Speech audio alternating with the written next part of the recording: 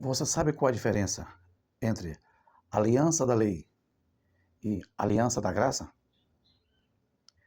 A aliança da lei foi a aliança que Deus deu através de Moisés, que escreveu a sua lei em tábuas de pedra. Esta aliança da lei, como o próprio nome está dizendo, era pela lei. A palavra de Deus tinha que ser cumprida pela lei. E ela foi feita, embora com a sabedoria de Deus, embora o Senhor Deus tenha dado sabedoria aos homens para construir a arca da aliança, ela foi feita pelas mãos dos homens. E esta aliança da lei, ela não vigorou, ela não deu certo porque Israel não quis saber da aliança, não quis saber do pacto que o Senhor Deus tinha feito com eles. Eles preferiram seguir seu próprio caminho. E por isso veio então o dia do Senhor. Israel foi castigado. Então, temos agora a segunda aliança, o ano da graça, o ano aceitável.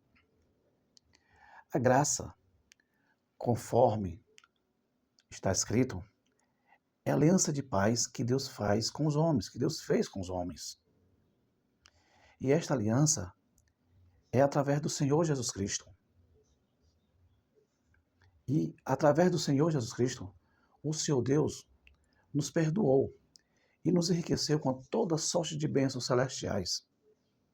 Isto é a aliança de paz de Deus para nós. A primeira aliança de Moisés, ela foi pela lei. Quem cumprisse era abençoado, e quem não cumprisse era amaldiçoado. Esta nova aliança, que é feita pelo Senhor Jesus Cristo, é pela fé. Quem crê no Senhor Jesus Cristo será salvo, e quem não crê será condenado. Esta é a aliança de Deus, esta é a paz de Deus. E além de crermos no Senhor Jesus Cristo, além de aceitarmos ao Senhor Jesus Cristo como nosso Salvador, o Senhor Deus também nos dá o reino dos céus. Nos dá também o Espírito Santo. Certo? Então, por que muitas igrejas ainda usam, igrejas evangélicas, usam a Arca da Aliança, a Arca da Aliança de Moisés? Eu vou falar assim, acho que eles estão brincando, eles estão confundindo a Arca da Aliança da lei, que no tempo de Moisés era pela lei, confunde com o ano da graça, que é pela fé. A nossa salvação, a nossa bênção é pela fé. Não é pagando os dízimos ofertas, de modo algum. A nossa salvação, as nossas bênçãos, elas são adquiridas por meio da fé e não por meio dos dízimos e as ofertas. Não como era do tempo da outra aliança, que era pela lei. Pela lei de Moisés, aquele que não desse os dízimos e as ofertas, eles seriam o quê? Amaldiçoados. Mas acontece que nós vivemos hoje na nova aliança, a aliança da fé. Exatamente isso. Nós vivemos hoje na aliança da fé. A teologia ensina que graça é o favor imerecido de Deus. Mas as escrituras não falam bem assim.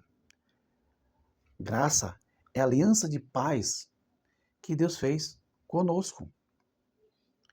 Graça é a aliança de paz através da fé no Senhor Jesus Cristo e do Espírito Santo. Isto é graça. Graça também é buscar o reino dos céus e sua justiça, e as demais coisas nos serão dadas. Isto é graça. Veja, não tem nada a ver com o que a teologia ensina aqui. Ela diz que é favor imerecido, que nós não merecíamos, não. Ora, a Escritura realmente fala que não há um justo sequer. Um pecador, alguém justo, alguém que não peque. Todos nós pecamos. Mas o Senhor diz que Deus amou o mundo de tal maneira que deu seu Filho amado para nos salvar. Logo, já não é um favor imerecido. É uma graça, é uma bênção que o Pai está dando para o Filho. É uma herança que o Pai está dando para os filhos. Isto é graça. Esta nova aliança, a paz de Deus conosco, certo?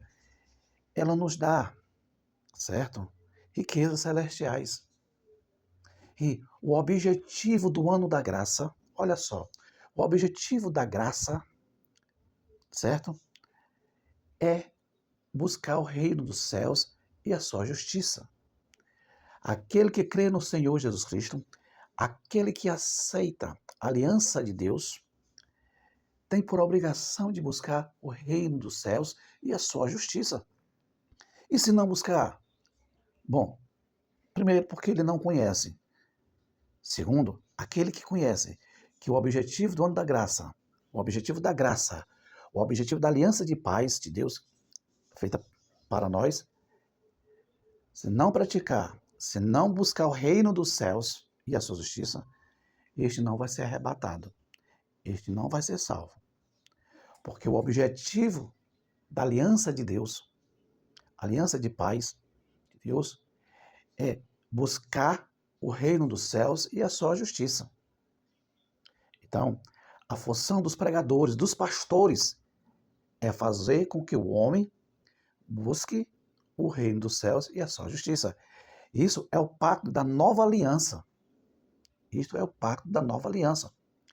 Aquele que crê no Senhor Jesus Cristo e que quer ser salvo, deve também buscar o Espírito Santo. Porque é com o Espírito Santo que as leis de Deus, os estatutos, os juízos de Deus são escritos no nosso coração. E para quê? Para obedecermos a Deus, segundo as Escrituras, segundo a vontade de Deus. A função do Espírito Santo é essa. O Espírito Santo é o poder de Deus em espírito. O Espírito Santo é o poder de Deus em espírito, assim também como a palavra de Deus é carne, é o Senhor Jesus Cristo em carne. Compreendeu bem agora quem é o Senhor Jesus Cristo e quem é o Espírito Santo? Vou repetir para você não ficar confuso. A palavra de Deus em carne é o Senhor Jesus Cristo. O poder de Deus é o Espírito Santo em espírito. O próprio nome já diz espírito. Só que Deus fez o poder dele ser espírito, assim como o Senhor Deus fez o Senhor Jesus Cristo em carne. Isso não é maravilhoso? Então ele, o Senhor Deus, nos deu esta graça, esta aliança. E o que nós devemos fazer? Buscar o reino dos céus e sua justiça. E as demais coisas nos serão dadas. A nossa salvação, as nossas bênçãos é pela fé, não é pela lei. Eu não sou obrigado a dar dízimos ofertas, não. Eu posso dar dízimos ofertas pela fé, desde que eu já tenha recebido as bênçãos celestiais. Olha só, o pregador só é para receber os dízimos ofertas depois que ele ensinar o reino dos céus e a sua justiça.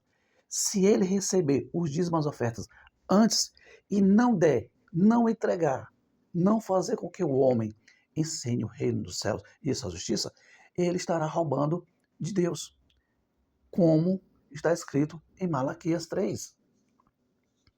Os pregadores sabem que o que está escrito lá em Malaquias 3:10 é para os pregadores, para os sacerdotes, e não para o povo.